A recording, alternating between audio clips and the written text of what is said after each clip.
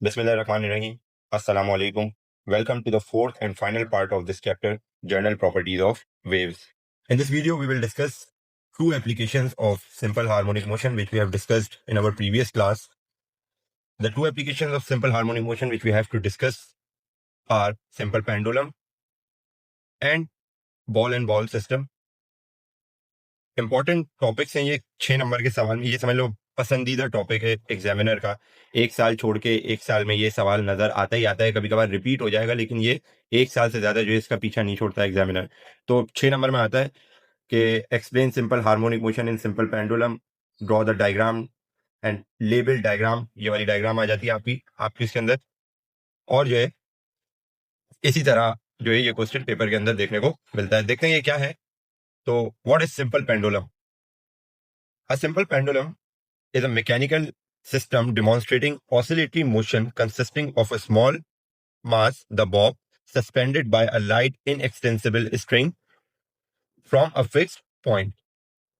Simple pendulum क्या है? देखो, सोचो तुम्हारे पास एक छोटा सा हैवी बॉब है, जैसे इस केस के अंदर ये रहा बॉब, वो एक मेटल का बॉब है, और एक हल्का और इनएक्सटेंसिबल, एक हल्की और इनएक्सटेंसिबल स्ट्रिंग है। स्ट्रिंग किसे कहते हैं? रस्सी को। ये रस्सी है, ओके। और एक फिक्स सपोर्ट है, फिक्स सपोर्ट, रिजिड सपोर्ट जो ये लगी हुई है आपके पास। यहां से जो है ये स्ट्रिंग बंधी हुई है, और जो है इस स्ट्रिंग के अंदर जो है एक बॉब लगा हुआ है। जब हम बॉब को स्ट्रिंग से लटका देते हैं तो ये सिंपल पेंडुलम बन जाता है। और फिर क्या होता है, अगर हम बॉब को थोड़ा सा साइड में ले जाकर छोड़ दें, जैसे लेट सपोज ये बॉब है, इसको इतना साइड में ले जाए और छोड़ दें, तो वो मीन पोजीशन की तरफ आता है। Mean position, you know mean position कौन सी होगी? ये इसकी स्टार्टिंग पोजीशन, जहां पे ये बॉब आपने इनएक्सटेंसिबल स्ट्रिंग के अंदर लगाया था। जब ये रेस्ट के अंदर है, रुका हुआ है, जहां पे ये इसकी मीन पोजीशन है, ये जगह, ओके। तो जब भी आप इस बॉब को एक एंगल के ऊपर टिल्ट करेंगे और छोड़ देंगे, तो ये क्या करेगा? ये अपनी मीन पोजीशन की तरफ वापस जाएगा। फिर दूसरी साइड चला जाता है, फिर यहां से क्या होगा?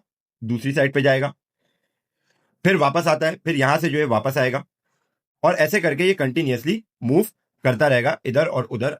बट इसका मोशन हमेशा मीन पोजीशन की तरफ डायरेक्टेड होगा, जो कि इसका ये सेंटर वाला पॉइंट है। देखो, ये एक सिंपल पेंडुलम है जो रिजिड सपोर्ट से कनेक्टेड है। इधर जरा अच्छे से समझना, इंशाल्लाह ताला आपको समझ आ जाएगा कि ये इसका साइडवेज मोशन की क्या रीजन होती है, जो simple pendulum continuously back and forth move करता रहता है। देखो, at initial point, at initial stage ये एक स्ट्रिंग है, और इससे जो है ये आपका बॉब कनेक्टेड है। That is what making it a simple pendulum. आपने क्या किया? आपने इस रोप को जो है एक एंगल पे जो है टिल्ट किया, और वो एंगल जो है आपको यहां पे शो हुआ है। मान लो 15 डिग्री आपने जो है इसको टिल्ट किया। अब हुआ क्या कि ये स्ट्रिंग जो है, जो बॉब से बंधी हुई है, ये continuously towards it mean position जाते हुए जो है बैक एंड फोर्थ मूव करने लगी, राइट। ये क्यों मूव कर रही है? देखो, अगर तुम इस बॉब को कंसिडर करो, तो तुम एक बात जानते हो कि बॉब के ऊपर जो फोर्स लग रही है इस वक्त, फोर्स वो है वेट की। दैट मीन्स वो है वेट। दैट मीन्स फोर्स इसके ऊपर जो लग रही है वो वेट के बराबर है, और वेट किसके बराबर होता है? एम जी के। ये बात आप जानते हो। देखो, स्ट्रिंग के अंदर ना, रस्सी के अंदर एक और फोर्स पाई जाती है, जिसको आप बोलते हैं टेंशन। टेंशन क्या होती है? देखो, tension is the pulling force transmitted through a stretched string, rope, cable और wire to the objects attached to it. क्या मतलब? जब कोई स्ट्रिंग या रोप टाइट होती है, तो वो जिस ऑब्जेक्ट से बंधी होती है उसे खींचती है, अपनी तरफ खींचती है, ऊपर की तरफ। यानी देखो, किधर एक फोर्स होगी इस रोप के अंदर, जो इस बॉब को ऊपर की तरफ खींच रही होगी, राइट। इसी खींचने वाली फोर्स को टेंशन कहते हैं, और ये हर रोप, हर केबल के अंदर होती है। केबल तार कह लें, कोई रोप कह लें, या फिर आप जो है कोई स्ट्रिंग कह लें, धागा कह लें, ये एक अपने अंदर इनकी जो एक क्वालिटी होती है कि इनके अंदर अपनी एक फोर्स होती है कि अगर ये किसी के साथ भी बंधे तो उसे ऊपर की तरफ खींचते हैं, अपनी तरफ, और ये फोर्स कहलाती है टेंशन।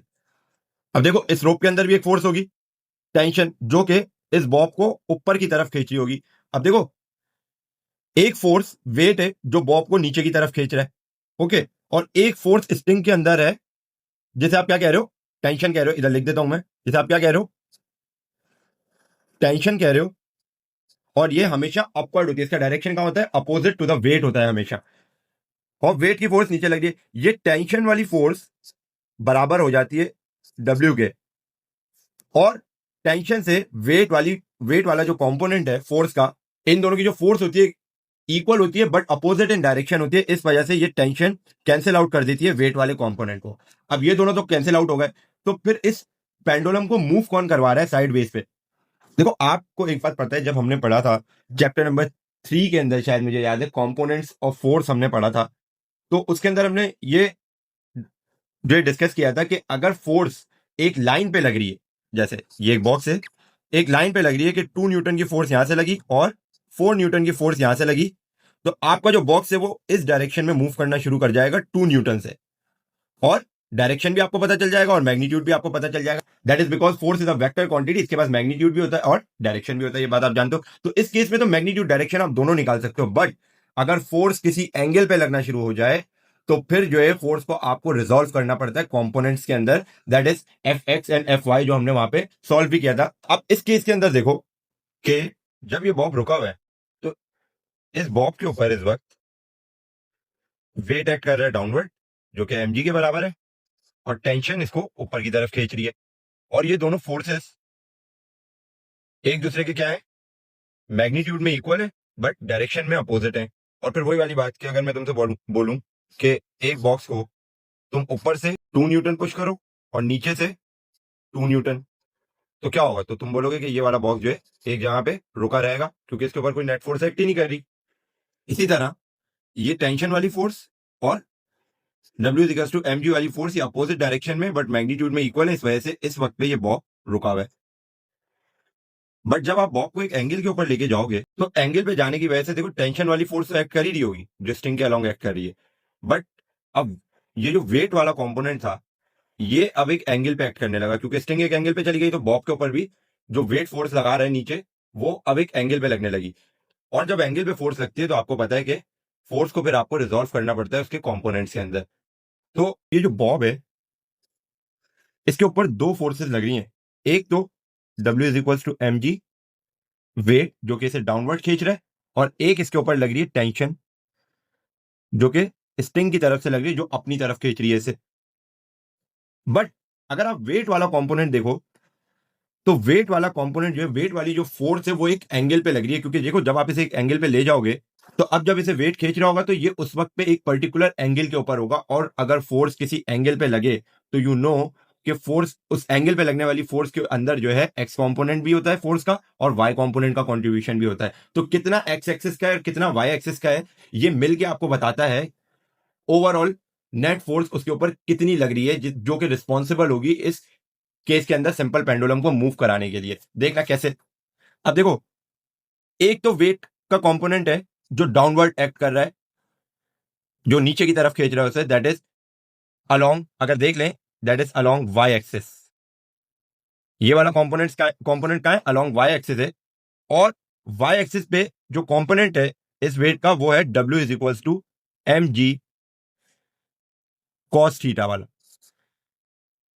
वेट के दो कंपोनेंट है, मैंने बताया आपको W is equal to mg के दो कंपोनेंट है, एक है W is equal to mg cos theta वाला कंपोनेंट जो इसको नीचे अर्थ की तरफ खींच रहा है, that is along Y axis. ये कैसे पता चला सर कि ये वाला ही कंपोनेंट cos थीटा है? ये पता करने के लिए आपको एंगल को देखना पड़ता है। देखो ऊपर जो आपको ये एंगल दिया हुआ है, ये वाला angle, the angle which is adjacent to the side, angle के एडजेसेंट साइड जो होती है ना, हमेशा cos थीटा वाला कंपोनेंट जो है उधर ही आता है। देखो एंगल के एडजेसेंट कौन सी साइड है? ये वाली साइड है, ये वाली साइड, ये जो स्ट्रिंग है ये पूरी,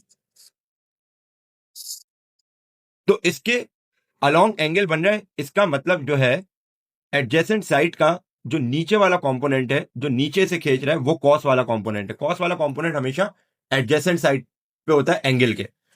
वेयर एज एक कंपोनेंट और है जो कि साइड वेज पे मूव कर रहा होगा, जिसकी वजह से पेंडुलम साइड में मूव कर रहा है, साइड वेज मूव कर रहा है, और वो कंपोनेंट है वो भी वेट का ही है, और वो कंपोनेंट है W is equal to mg sine theta वाला, और ये है अलोंग एक्स एक्सिस।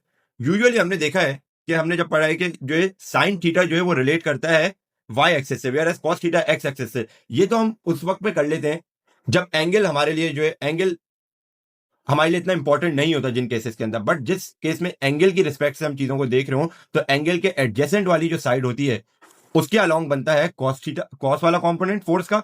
और जो एंगल के अपोजिट वाली साइड होती है, जैसे कि ये इस केस के अंदर एंगल के अपोजिट वाली साइड कौन सी है, ये वाली, उसके अलोंग हमेशा जो है वेट का ये क्या कहते हैं, फोर्स का बनता है साइन कंपोनेंट।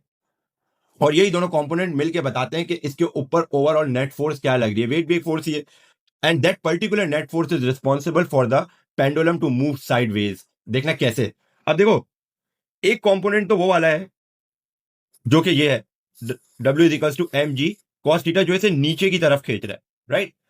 और इसी स्ट्रिंग में एक फोर्स हमने शुरू में डिस्कस की जो स्ट्रिंग के अंदर अपनी है टेंशन, जिसे हम कह रहे थे टी, वो इस बॉब को अपनी तरफ खींच रही है ऊपर की तरफ। मतलब ये वाला कंपोनेंट बॉब को जो है नीचे की तरफ खींच रहा है और टेंशन वाला कंपोनेंट फोर्स का कहां खींच रहा है, ऊपर की तरफ खींच रहा है। और ये मैग्नीट्यूड के अंदर टेंशन और W equals to M G cos theta वाला कंपोनेंट एंड मैग्नीट्यूड के अंदर they are equal, but direction के अंदर जो है एक दूसरे के अपोजिट है। टेंशन का रिलेशन भी जो है एक मास वाली चीज के साथ ही होता है, जितना ज्यादा भारी मास होगा उतनी ज्यादा जो है स्ट्रिंग टेंशन लगाएगी, जितनी उसकी एबिलिटी होगी उस पर्टिकुलर स्ट्रिंग की। ये नहीं कि आप बहुत भारी चीज बांध दो तो हाँ जाहिर है जब बियॉन्ड लिमिट चले जाओगे उसके तो वो स्ट्रिंग टूट जाएगी, बट ज्यादा मास वाली चीज के ऊपर ज्यादा टेंशन अप्लाई करती है स्ट्रिंग या कोई भी रोप।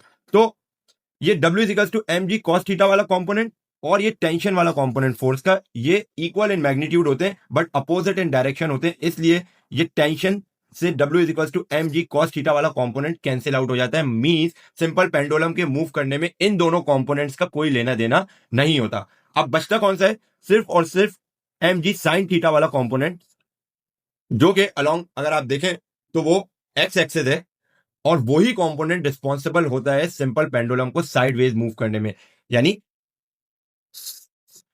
आगे पीछे मूव करने में, बैक एंड फोर्थ मूव करने में। मींस ये जो पेंडुलम हिल रहा होता है जब आप इसे एक एंगल के ऊपर लेके जाएं और छोड़ देते हैं तो ये जो है कहां जाएगा, पॉइंट, अगर मान ले ये पॉइंट ए है, ओ है, ये इसकी मीन पोजीशन है और ये ए है और ये बी है, तो ये क्या होगा कि आप इसे बी पे लेके जाओगे, पहले इस पॉइंट पे आप लेके गए इसको, इस पॉइंट पे आप इसे लेके गए बी पे और फिर इसे रिलीज करोगे तो ये जो है फिर आगे पीछे मूव करने लगेगा। पहले जाएगा ओ पे, फिर ओ से जाएगा ए पे, ए से वापस आएगा ओ पे और ओ से वापस जाएगा बी के ऊपर। तो ये एक कंप्लीट ऑसिलेशन हो जाएगी और ये कंटिन्यूअसली ऐसे बैक एंड फोर्थ मूव करता रहेगा। And the reason behind the move sideways movement of this simple pendulum is this component which is M ji sine theta.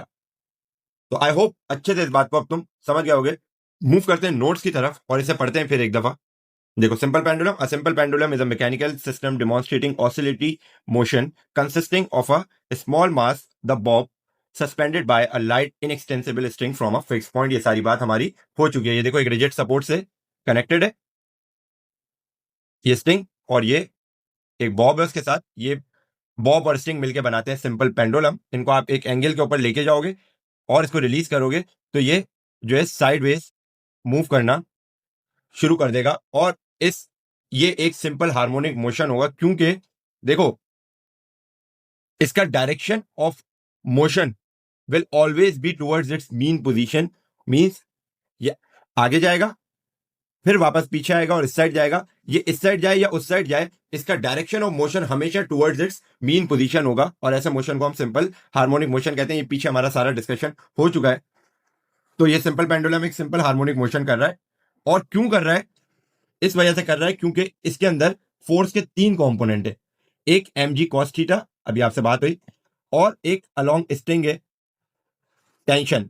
ये टेंशन वाला कंपोनेंट और एम जी कॉस थीटा वाला component एक दूसरे से cancel out हो जाते हैं और सिर्फ एम जी साइन थीटा वाला कंपोनेंट बचता है जो कि रिस्पॉन्सिबल होता है इस सिंपल पेंडुलम को बैक एंड फोर्थ मूव कराने में। अब एक दफा इसको पढ़ भी लेते हैं। Simple harmonic motion in simple pendulum. At the mean position O, a simple pendulum is in its equilibrium position. If the bob is displaced from this position and released, it oscillates back and forth along a curved path arc under the influence of gravity. ये gravity की वजह से ही move कर रहा है sideways पे। क्यों कर रहा है, कैसे कर रहा है, ये अभी हम डिस्कस कर चुके हैं और ये जो है अभी आप पढ़ोगे भी आगे, इसके अंदर भी सब लिखा हुआ है। The weight of the Bob mg can be resolved into two components mg cos theta acting along the string. एक mg cos थीटा वाला कंपोनेंट है जो स्ट्रिंग के अलोंग एक्ट कर रहा है, रेडियल डायरेक्शन है यानी अलोंग द स्ट्रिंग है। And mg sin theta acting tangential to the arc, ये क्या कर रहा है, आर्क के किस आर्क की बात कर रहा है, ये इस आर्क की बात कर रहा है, इसके टेंजेंट मूव कर रहा है। टेंजेंट किसे कहते हैं, किसी भी सर्कल पे, जैसे कोई सर्कुलर पाथ हो ना, जैसे ये एक सर्कुलर पाथ है, इस सर्कुलर पाथ पे किसी भी एक पॉइंट को अगर कोई लाइन छूती हुई गुजर जाए सर्किल की, इसको कहते हैं टेंजेंशियल। ये डायरेक्शन है, ये टेंजेंशियल, ये टेंजेंट कहलाता है। और जो mg sin थीटा वाला कंपोनेंट है वो टेंजेंशियली ही एक्ट कर रहा है इस सिंपल पेंडुलम के अंदर।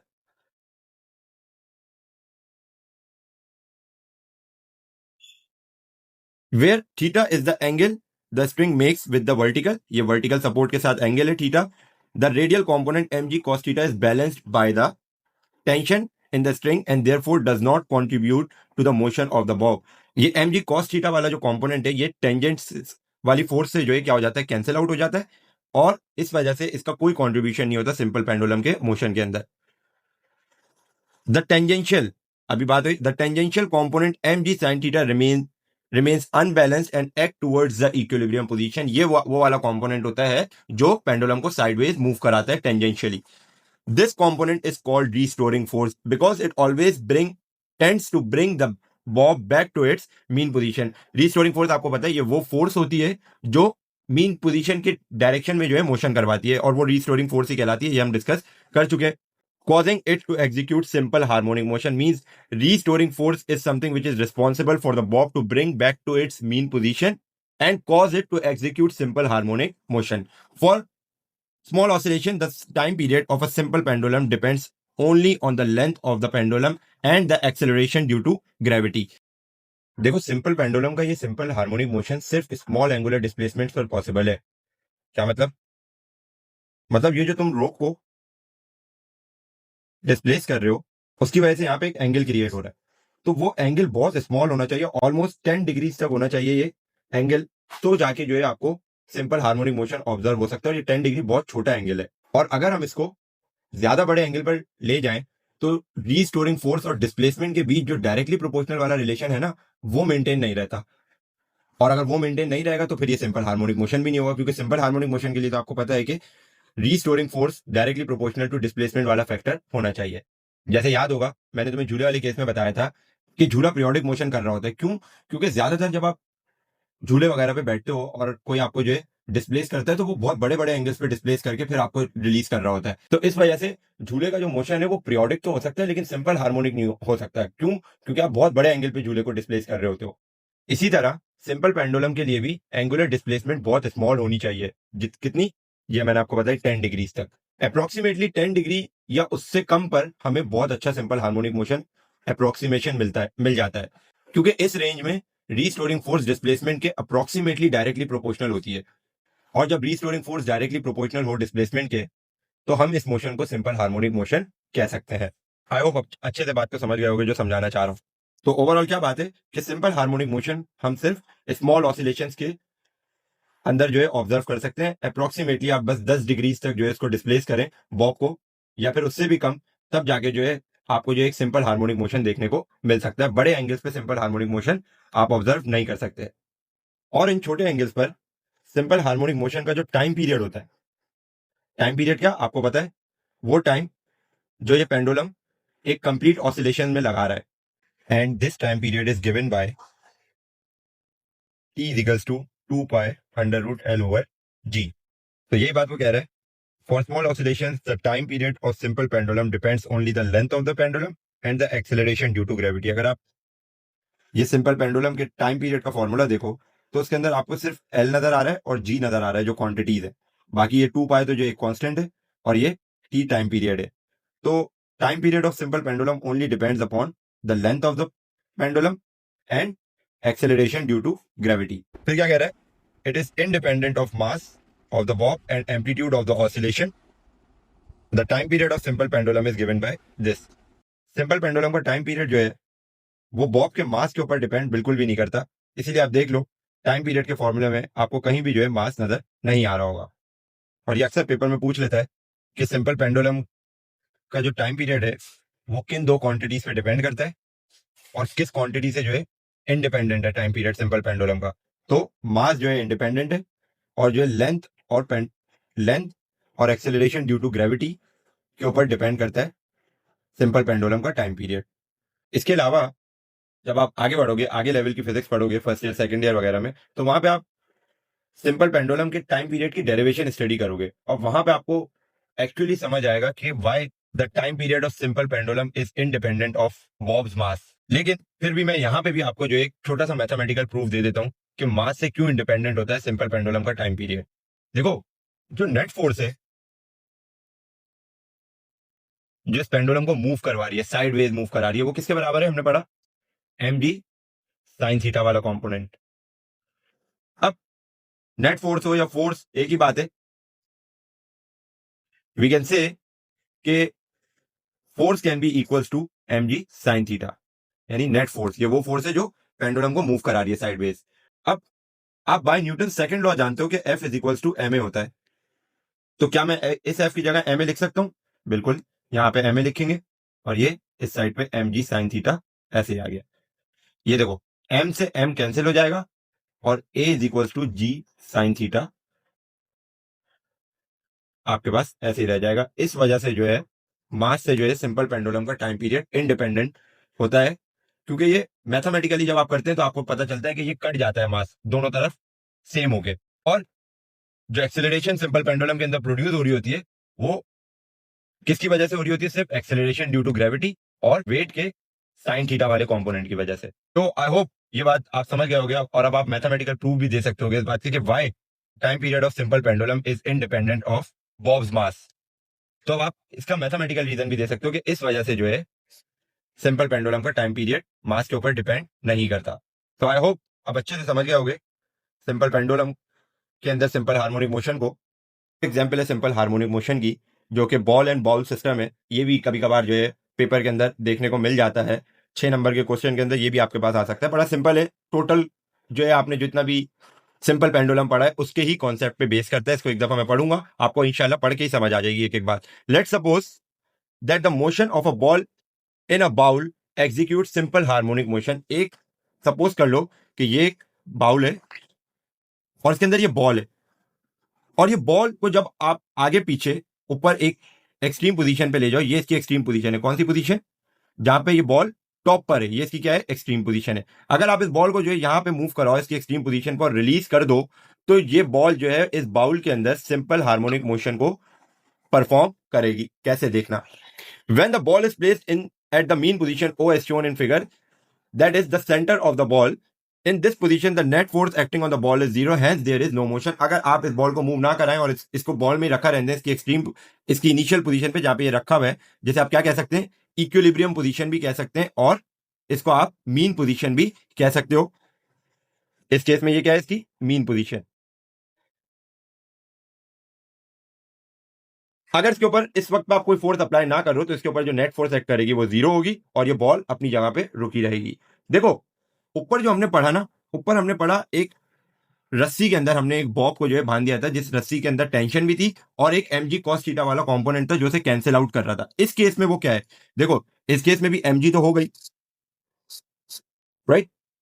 वेट जो इस बॉल को नीचे की तरफ खींच रहा है जब ये रुकी हुई है, और ये आर रिएक्शन फोर्स है। कौन सी फोर्स है? Reaction force. ये वो फोर्स है जो कि ये बाउल इस बॉल के ऊपर लगा रहा है और ये अपोजिट होती है हमेशा किसके? वेट वाले कंपोनेंट की। ये ऐसी बात है जो टेंशन अपोजिट थी mg cos थीटा वाले कंपोनेंट के, इधर वैसे ही जो है ये रिएक्शन फोर्स अपोजिट डायरेक्शन में होती है बट मैग्नीट्यूड में सेम होती है वेट के। जब इस बॉल को जो है यहाँ पे स्टिल रखी हुई होती है ये बॉल, देखो ना, ये आर वाला कंपोनेंट और ये W is equal to M G जो नीचे एक्ट कर रहा है। जो वेट के भी अब दो कंपोनेंट होंगे आपको पता है, एक कंपोनेंट वो होगा एम जी साइन थीटा वाला जैसे साइडवेज मूव कराएगा, और एक कंपोनेंट वो होगा एम जी कॉस थीटा वाला जो अलोंग द स्ट्रिंग होगा। तो जो एम जी कॉस थीटा वाला कंपोनेंट होगा ना, अगर इसको मैं अभी एम जी कॉस थीटा वाला कंपोनेंट मान लूं पूरा, तो एम जी कॉस थीटा वाला जो कंपोनेंट होगा ना वो मैग्नीट्यूड के अंदर इक्वल होगा रिएक्शन फोर्स के, बट अपोजिट होगा रिएक्शन फोर्स के डायरेक्शन के।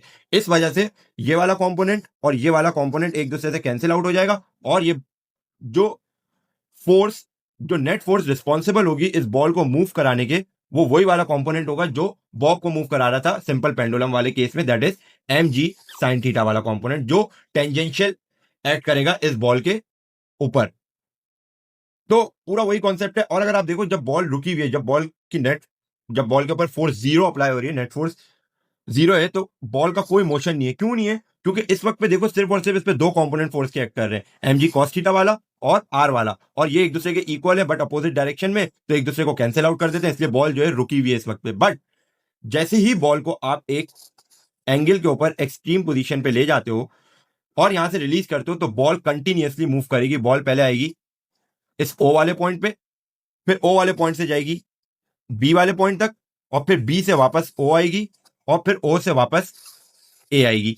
तो ये बॉल जो है सिंपल हार्मोनिक मोशन कर रही है इस बाउल के अंदर, और जब ये ए पे आएगी वापस ए से रिलीज होने के बाद, तो इसकी एक कंप्लीट ऑसिलेशन हो जाएगी, वैसे ही जैसे बॉब वाले पेंडुलम वाले केस के अंदर हो रही थी। तो पूरा कॉन्सेप्ट सेम है इसका, आई होप अच्छे से जो है समझ गए होगे। मींस इसके अंदर भी जो बॉल को मूव करा रही है बाउल के अंदर, वो एम जी साइन थीटा वाला कॉम्पोनेंट है फोर्स का। अब देखो आगे क्या हो रहा है। Now what if we displace the ball to an extreme position A, extreme position A पे ले गए हम बॉल को, एंड देन रिलीज इट, तो क्या होगा? The ball starts moving towards the mean position O, वही काम होगा जो सिंपल हार्मोनिक मोशन में होता है। मीन पोजीशन की तरफ बॉल जाएगी O, due to the restoring force caused by its weight component. कौन सी फोर्स की वजह से? रीस्टोरिंग फोर्स की वजह से, जो कि उसका वेट का एम जी साइन थीटा वाला कंपोनेंट है। कौन सा वाला कंपोनेंट? ये वाला कंपोनेंट, राइट। इस वजह से ये अपने मीन पोजीशन की तरफ जाएगी। At position O the ball gets maximum speed, and due to inertia it moves towards opposite extreme position B with the restoring force that act towards the mean position। फिर क्या होगा? ओ के ऊपर देखो ball की जो स्पीड होगी ना, वो मैक्सिमम होगी। क्यों? क्योंकि इसके इनर्शिया की वजह से। इनर्शिया किसे कहते हैं आपको पता है? Inertia is the property of body that resist that particular body to change its state of rest या फिर मोशन। रेस्ट को चेंज कर लो या फिर उसके मोशन को चेंज कर लो, इसको अपोज करती है बॉडी की एक प्रॉपर्टी, जिसे आप क्या कहते हो? इनर्शिया कहते हो। तो एट ओ बॉल की जो है मैक्सिमम स्पीड होगी due to its inertia. It moves towards opposite extreme position B with the restoring force that act towards the mean position. The speed of the ball starts to decrease. हल्के हल्के क्या होगा? Ball की speed जो है decrease होना शुरू हो जाएगी। The ball stops for a while at B and then again move towards the mean position O. B के ऊपर क्या होगा? जब भी बॉल अपनी एक्सट्रीम पोजीशंस के ऊपर जा रही होगी, तो जैसे एक्सट्रीम पोजीशन पे बॉल जाएगी ना, तो कुछ लम्हे, भले कोई मिली सेकेंड ही हो, कुछ लम्हे के लिए इस पॉइंट के ऊपर रुकती है बॉल, और फिर अपना मोशन जो है कंटिन्यू करती है वापस। तो क्या कह रहे हैं? The ball stops for a while at B and then again move towards the mean position. पे बी पे थोड़ी देर के लिए रुकेगी, जब बी पे जाएगी थोड़ी देर वहां रुकेगी, और फिर जो है ओ की तरफ आ जाएगी, क्योंकि उसके अंदर रिस्टोरिंग फोर्स है। This ball's to and fro motion continues about the mean position O. ये मीन पोजीशन के अबाउट जो है, ये टू और फ्रो मोशन कंटिन्यूअसली होता रहेगा। This result shows that the acceleration of the ball is directed towards O. ये result हमें शो करता है कि एक्सेलरेशन बॉल की हमेशा डायरेक्टेड होगी towards its mean position, that is O. Hence the ball's to and fro motion about a mean position placed in a bowl is also an example of simple harmonic motion. ये भी इसी वजह से जो है, ये motion भी एक सिंपल हार्मोनिक मोशन की एग्जाम्पल है। Now let's move towards our next topic, that is damped oscillations, and this is the last topic of this chapter.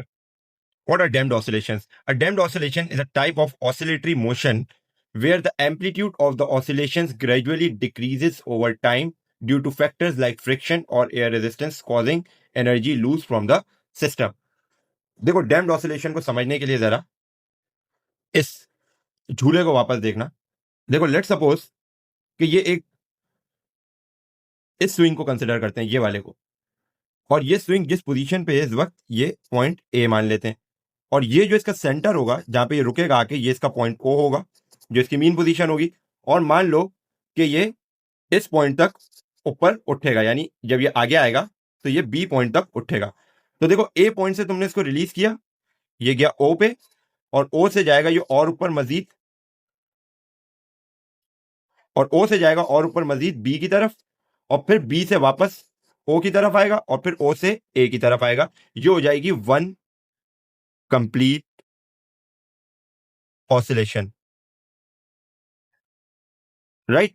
और फिर ये काम कंटिन्यूअसली होता रहेगा। बट अगर आप एक झूले को ऊपर ले जाके रिलीज करें और रिलीज करने के बाद आप देखेंगे continuously back and forth move करता रहेगा along the point O, that is its mean position. Okay, but जब आप उसे छोड़ देंगे तो वो धीरे धीरे हल्के हल्के करके क्या होगा, उसकी स्पीड हल्की होती जाएगी और फिर वो एक वक्त पे रुक जाएगा।